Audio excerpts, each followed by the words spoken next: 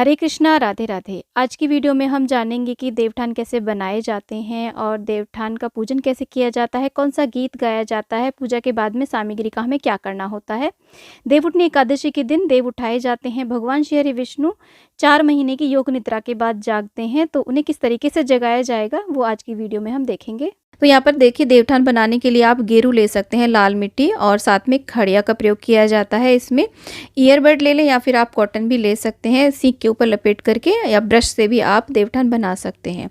तो देखिए, देवठान आप चाहें तो डायरेक्ट दीवार पे बना लें या फिर फर्श पे बना लें, और ऐसी जगह पे बनाएं जहाँ पर पैर ना पड़े। और हम यहाँ पे टाइल पे बना रहे हैं, टाइल पे बना सकते हैं, पेपर पे बना करके भी आप लगा सकते हैं। और कोई भी सुविधा उपलब्ध नहीं है तो आप हमारी स्क्रीनशॉट ले लीजिएगा, उसका भी आप प्रिंट आउट निकलवा करके भी आप अपना पूजन कर सकते हैं। तो यहाँ पर देखिए, टाइल के ऊपर हम बना रहे हैं, और इस तरीके से देवों को बनाया जाता है कि पूजा करने वाले का जो मुख है वो पूर्व या उत्तर दिशा की ओर रहे या उत्तर पूर्व दिशा की ओर रहे। ये शुभ दिशाएं मानी जाती हैं। और दिन में आप कभी भी देवठान बना सकते हैं, क्योंकि शाम को पूजन होता है इनका। जब भी आपको समय हो तब आप इस देवठान को बना लें। और आप अपने देखिए, घर के आंगन में बना सकते हैं, आप छत पे, बैल्कनी में, जहाँ भी स्पेस हो, जहाँ पर चरण आदि ना पड़ते हो, पैर ना पड़ते हो, वहाँ पर आप देव बना सकते हैं। और किचन में भी देव आप बना सकते हैं, यदि किचन में नॉनवेज नहीं बनता है। तो देखिए, आप दिन में जब भी आपको समय हो ऐसे आप देव बना लें। और यहाँ पर चौकोर आकृति बना करके उसके हाथ ऐसे बना दें, मुख बना दें, और डबल लाइन करने के बाद में आप ऐसे जिगजैग करके सुंदर सा आप सजा दें। तो आप बहुत अच्छा भी सजा सकते हैं, जैसे भी आपको आता हो वैसे, या फिर सिंपल भी बना सकते हैं। उसके बाद में बीच में बनाए जाते हैं मुख्य देव। ये भगवान श्री हरि विष्णु स्वरूप हैं। और यहाँ पर देखिए, हमने एक आकृति बना दी है। उसके बाद में हम छत्र भी बना देंगे। तो अपने अनुसार बहुत ही सुंदर सुंदर से शुभ चिन्ह बनाए जाते हैं। चांद सूरज का जरूर हम पूजन करेंगे। ओम और स्वास्तिक यहाँ पर हम बना लेंगे। विष्णु भगवान का चक्र बनाएंगे और शंख भी बना देंगे। और देखिए, कार्तिक मास में तुलसी पूजन का बहुत महत्व होता है, तो तुलसी का हम यहाँ पे गमला भी जरूर बना देंगे। वैकुंठ की सीढ़ी, और बीच में से देखिए एक धार निकाली जाती है। और यहाँ पर लक्ष्मी मैया को प्रिय होता है कमल, तो कमल भी बना देंगे। इसके अलावा और बहुत सारी चीज़ें बनाई जाती हैं शुभ चिन्ह के लिए। और साइड में हम इस तरीके से सजा देते हैं। और यहाँ पर बनाए जाते हैं, परिवार में जितने भी सदस्य होते हैं उनके पैर बनाए जाते हैं, और एक एक्स्ट्रा पैर बनाए जाते हैं आने वाली पीढ़ी के लिए। तो हम पैर बना देंगे 2-2 करके एक परिवार के सदस्य के। और उसके बाद में गौ माता के चरण बनाए जाते हैं, बछड़े के चरण बनाए जाते हैं। गौ माता के 1 के 4 बनाते हैं। या फिर देखिए, अगर आप पशुपालन करते हैं, आपके घर में पशु हैं, तो जितने भी घर में पशु हों उनके भी चरण बनाए जाते हैं, और एक एक्स्ट्रा बनाए जाते हैं। उसके बाद में बीच में ये माया चक्र होता है। माया चक्र बनाने के बाद में इसके चारों ओर हम पंचदेव बनाते हैं। आप जो हमने देव का घर बनाया ना, उसमें भी पंचदेव बना सकते हैं, या फिर माया चक्र के चारों ओर भी बना सकते हैं। उसके बाद में देखिए, हम यहाँ पर खड़िया से सुंदर सा सजा देंगे। खड़िया अभी वाइट फर्श पर नहीं दिख रहे, लेकिन जब ये सूख जाता है ना, बहुत ही सुंदर लगता है। तो खड़िया से हम ऐसे डॉट डॉट रख देंगे, तो बहुत ही सुंदर सा हमारा देवठान बन के तैयार हो जाता है। दिन में ही आप इन्हें बना लें। उसके बाद में जितने भी दरवाजे हों, टॉयलेट के दरवाजे को छोड़ करके मुख्य द्वार से लेकर के घर में जितने भी कमरे हों, उनके बाहर में ऐसे लाइनिंग करके सुंदर सी रंगोली बनाई जाती है। बहुत ही सिंपल ये रंगोली होती है। आप देखिए, जिगजैग करके बना लें या फिर कर्व करके बना लें। और लक्ष्मी जी और विष्णु भगवान के चरण घर की तरफ, अंदर की तरफ आते हुए बनाए जाते हैं। और ऐसे 5-5 लाइनें दरवाजों पे की जाती हैं। कहीं कहीं पे डॉट भी की जाती हैं, डॉट जैसे यानी कि बिंदियाँ भी रख देते हैं, या फिर लाइनिंग कर दें। तो देखिए, सूखने के बाद में देवठान ऐसे लग रहे हैं। तो दिन में आप ऐसे देवठान बना लें। देवठान बनाने के बाद में देखिए, आप हर द्वार पे इस तरीके के चरण बना लें। बहुत सुंदर सा लगता है, ऐसे आप सजा लें। छोटी छोटी सी रंगोलियाँ बनाई जाती हैं, बहुत ही शुभ रहती हैं। अब देवठान शाम के समय जब सूर्यास्त हो गए होते हैं तब देवों को जगाया जाता है। तो दिन में ही हमें देखिए, ऐसे देवठान बनाने के बाद में कुछ सामग्री यहाँ पर रखनी होती है। तो सबसे पहले हम यहाँ पे गेहूँ रखते हैं। यहाँ पर गेहूँ रख देंगे। और देखिए, एकादशी के पूजन में गेहूं का प्रयोग करेंगे या फिर तिल का प्रयोग करेंगे। तो यहाँ पे चावल का प्रयोग नहीं किया जाता है। उसके ऊपर एक दिया रखा जाता है। यहाँ पर सरसों के तेल का हम दिया जलाते हैं, क्योंकि हमें इसके ऊपर शाही भी बनानी होती है। और जो मौसमी चीज़ें होती हैं, मुख्य रूप से इसमें भोग होता है सिंगाड़े का और शकरकंद का। तो इसे आप जरूर रखें। उबाल करके इसे प्रसाद के रूप में रखा जाता है। साथ में बनाए जाते हैं दूध के जवे बनाए जाते हैं प्रसाद के रूप में। आप चाहे तो मखाने की खीर भी बना सकते हैं। क्योंकि एकादशी का दिन होता है तो चावल का प्रयोग हम बिल्कुल भी नहीं करेंगे। ऋतुफल आप रख लें और यहाँ पर नई रुई, नई कपास आपको मिल जाती है, उसे भी आप पूजा में रखें। गन्ना भी आप यहाँ पे रख सकते हैं, मूली, गाजर, मटर, जो भी मौसमी सीजनेबल सब्जियाँ होती हैं ना, वो भी आप यहाँ पे रख सकते हैं। आज मैं बहुत ही कम सामग्री से ये पूजन बता रही हूँ। अगर आपके पास फूल हो तो आप फूल भी पूजा में जरूर रख लें। माला हो तो हम माला भी यहाँ पर पहना देंगे अगर संभव हो सके। अगर जमीन में बनाए तो जमीन में भी आप माला चढ़ा सकते हैं। तो ऐसे दिन में जब देवठान हम बनाते हैं और जब वो सूख जाते हैं तो उसके बाद में ये सामग्री यहाँ पे रखी जाती है। सामग्री और भी बहुत सारी होती है, मुख्य सामग्री मैंने दिखाई है। उसके बाद में इसे ढका जाता है, यानी कि देवों को सुलाया जाता है पहले।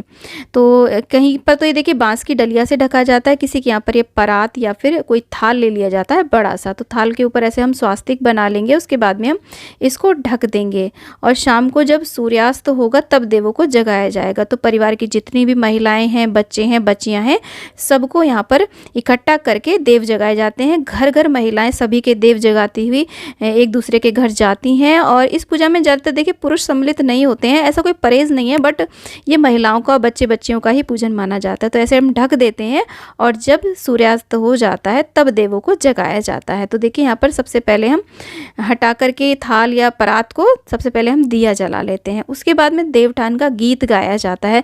सभी महिलाएं, बच्चे बच्चे मिल करके यहाँ पर गीत गाते हैं। तो थपकियाँ दी जाती हैं, जो भी हम थाल परात रखते हैं ना उसके ऊपर थपकियाँ दी जाती हैं। तो गीत मैं आपको सुनाने वाली हूँ, आप चाहें तो देखिए ये गीत चला करके भी अपने देवों को जगा सकते हैं। उठो देव, बैठो देव, पाखड़िया चटकाओ देव, उंगलियां चटकाओ देव। उठो देव, बैठो देव, देव उठेंगे कातक मास, कातक मास। नई टोकरी नई कपास, नई टोकरी नई कपास। जा रे मुँह से गावड़ जा के दाब कटा के बाण बटा, बाण बटा के खाट बुना के दोवन दे के दरी बिछा के लोट लगा के मोटो हो झोटो हो। गोरी गाय कपला गाय, जाको दूध महापण होए सहापण होए। जितनी अंबर तारैया इतनी या घर गावड़िया, जितने जंगल सीक सलाई इतनी या घर बहुअण आई। जितने जंगल हिस्सा रोड़े इतने या घर बलदन घोड़े। जितने जंगल झाऊ झूड़ इतने या घर जन्मे पूत। इसके बाद में परिवार के सदस्यों के नाम लिए जाते हैं, जैसे कि ओले कोले धरे चपेटा जिए शांति तेरे ही बेटा। ओले कोले धरे चपेटा जिए मीनाक्षी तेरे ही बेटा। ओले कोले धरे अनार जीवे रवि तेरे ही यार। ओले कोले धरे अनार जिए अर्जुन तेरे ही यार।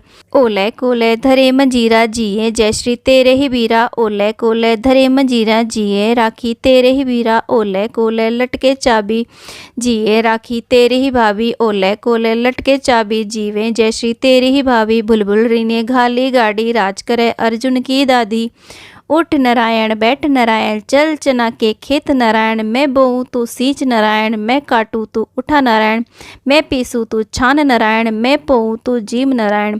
कोरा करवा शीतल पानी उठो देव पियो पानी। कोरा करवा शीतल पानी उठो देव पियो पानी। उठो देव उंगलियां चटकाओ देव। कुंवारियों का ब्याह करो, ब्याही के गौने करो। गौने के रोने करो, रोने के सोने करो। सोने के छोने करो। उठो देव बैठो देव उंगलियां चटकाओ देव। इसके बाद में बहुत जोर जोर से थाली घंटी और बजा करके अपने अपने गोत्र का नाम लेकर के देवों को जगाया जाता है। देवों को जगाने के बाद में देवों का पूजन किया जाता है। इसी के साथ यदि आपके घर में शंख है तो शंख बजाए, नहीं तो घंटे घड़ियाल मंजीरा जो भी चीज़ें उन्हें बजा करके हमें अपने देवों को जरूर जगा लेना चाहिए।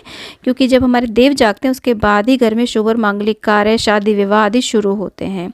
तो देवों को हम जगा लेंगे। ऐसे देवों को जगाने के बाद में देखिए जो दिया हमने जलाया था उससे ऐसे शाई पल जाती है। इसे आप बच्चों के और अपने लगा सकते हैं। नज़र का टीका भी आप इसे लगा सकते हैं। घंटी बजा करके देव को हम जगा लेंगे। उसके बाद में जल का छींटा दे करके पूजन प्रारंभ करते हैं। स्नान का हम भाव करा देंगे। उसके बाद में हम चंदन से तिलक करेंगे देवों को। तो जैसे हम देवों का पूजन करते हैं वैसे ही पूजन करेंगे। अक्षत रोली मौली चंदन से हम पंचोपचार से पूजा कर देंगे। तो शाम को सभी मिल करके ऐसे देवों को जगाते हैं। और देखिए देव जगाने का जो ट्रेडिशन है अपने अपने यहाँ का थोड़ा थोड़ा अलग होता है। और अगर आप ऐसे ट्रेडिशनली पूजन भी नहीं कर पा रहे हैं तो शाम के समय आप विष्णु भगवान का पूजन करें। एक प्रश्न आ रहा था कि क्या पुरुष इस पूजन को कर सकते हैं। देखिए ये जो ट्रेडिशनल जितने पूजन होते हैं ना वो महिलाएं करती हैं, पुरुष भी कर सकते हैं, साथ रह सकते हैं, ऐसा कुछ नहीं है। परंतु आप विष्णु भगवान का पूजन करें आज के दिन। देवउठनी एकादशी के दिन विशेष रूप से आप विष्णु भगवान का पूजन करें, टीका करें। अक्षत के रूप में हम यहाँ पे तिल अर्पित करेंगे और यहाँ पर भोग तो हमने पहले ही लगा दिया, उसके बाद में धूप दीप इस तरीके से दिखा देंगे। आप चाहें तो यहाँ पर खूब सारे दीपदान भी कर सकते हैं। जहाँ पर आप देवों को जागृत करते हैं ना, वहाँ पर बहुत सारे दिए जला सकते हैं, क्योंकि जब विष्णु भगवान निद्रा से जागेंगे और अपने आसपास बहुत सारे दिए जलते हुए देखते हैं तो वो बहुत ही ज़्यादा प्रसन्न होते हैं, और प्रसन्न होने के बाद में वो हमें आशीर्वाद अवश्य देते हैं। उसके बाद में हम जल ऐसे छोड़ देते हैं, जल का फेरा कर देते हैं, मिनस देते हैं सारी वस्तुओं को, और ऐसे हम प्रार्थना करते हैं विष्णु भगवान से कि वो जागृत अवस्था में हो करके हमारे घर पे सदैव अपनी कृपा बनाए रहे। इसके बाद में दशहरा पूजन में जो हमने गोबर की छोटी छोटी उपलियां या थेपड़ियां बना करके रखी थी उनको जलाया जाता है। और गांव में एक अजीब सा अलग सा एक ट्रेडिशन है जिसमें ग्रामीण महिलाएं अपना नाड़ा जलाती हैं इस अग्नि में। तो किस किस के यहाँ पर ऐसा होता है मुझे कॉमेंट बॉक्स में ज़रूर बताना, या किसी ने देखा हो ऐसा होते हुए तो मुझे ज़रूर बताना। मुझे इसका आज तक मतलब समझ में नहीं आया, परंतु ऐसा मैंने होते हुए देखा है।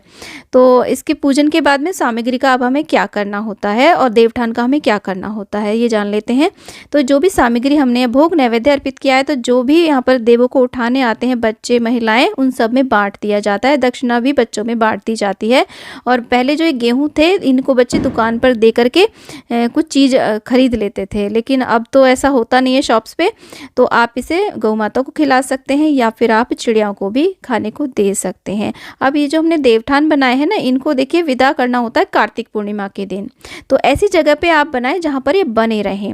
इन्हें देवउठनी एकादशी के दिन बनाया जाता है और इन देवों को विदा किया जाता है कार्तिक पूर्णिमा के दिन, क्योंकि कार्तिक पूर्णिमा के दिन देव दिवाली होती है। तो फ्रेंड्स, आज का ये वीडियो आपको कैसा लगा मुझे कमेंट बॉक्स में ज़रूर बताना। और अगर आज का ये वीडियो आपको पसंद आया तो प्लीज़ वीडियो को लाइक ज़रूर करना। और अगर आज आप हमारे चैनल पे नए आए हैं तो इसी तरीके के वीडियोस देखने के लिए, हिंदू रीति रिवाज तीज त्यौहार से संबंधित वीडियोस देखने के लिए आप हमारे चैनल को ज़रूर सब्सक्राइब कर लेना।